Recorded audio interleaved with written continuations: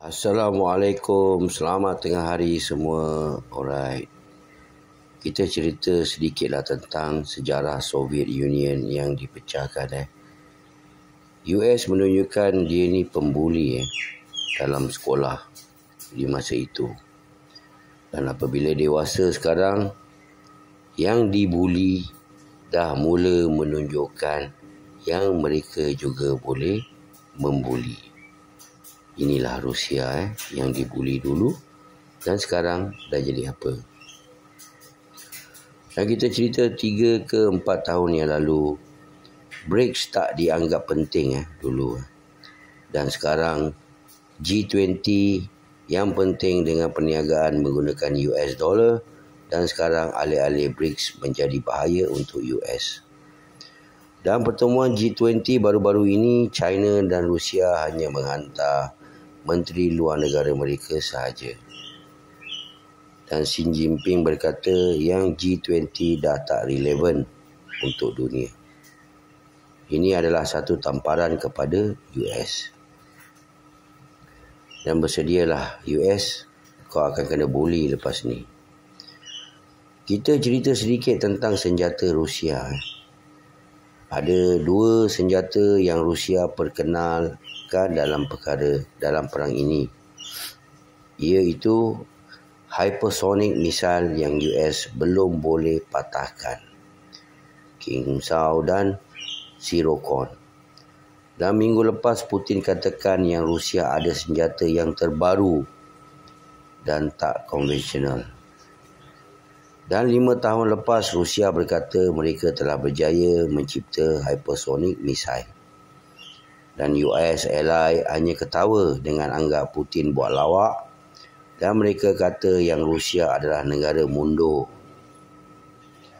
Dan bila 1 tahun lepas, Mac 13, 2022, di base Western Ukraine, Rusia menembak hypersonic missile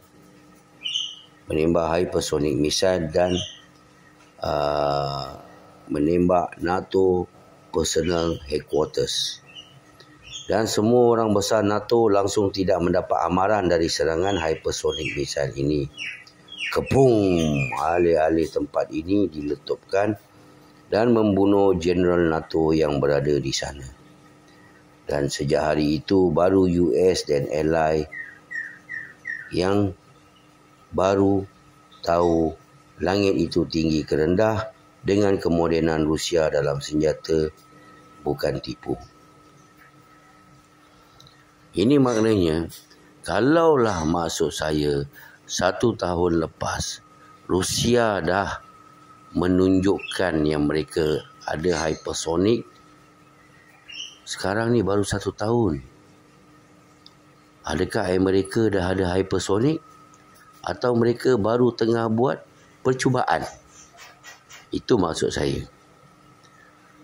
Dan kita cerita sedikit tentang Armenia. Putin ditanya tentang ini di Economy Forum. Dia ditanya tentang Armenia.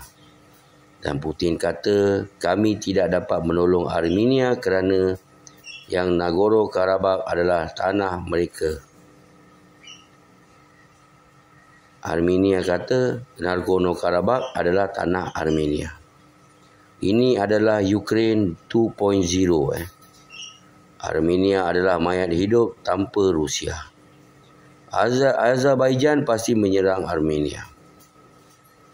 Dan Armenia akan menyalahkan Rusia dalam ini.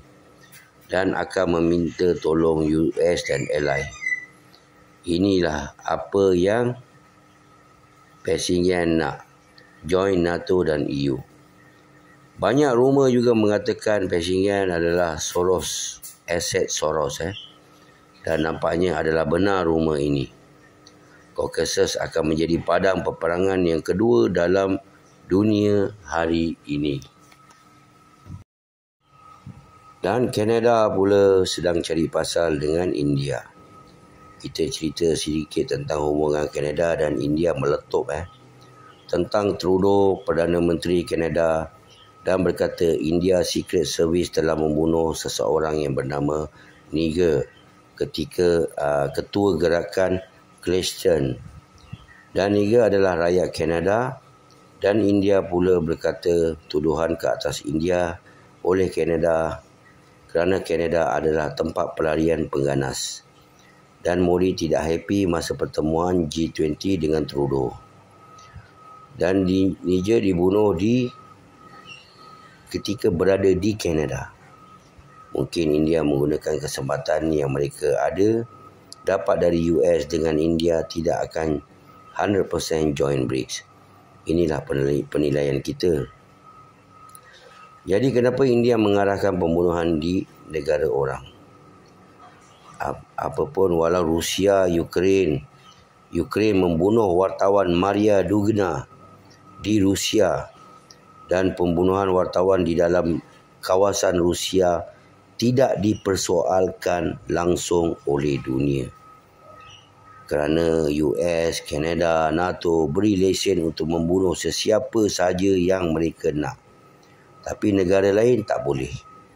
Inilah namanya undang-undang hipokrasi US dan ally.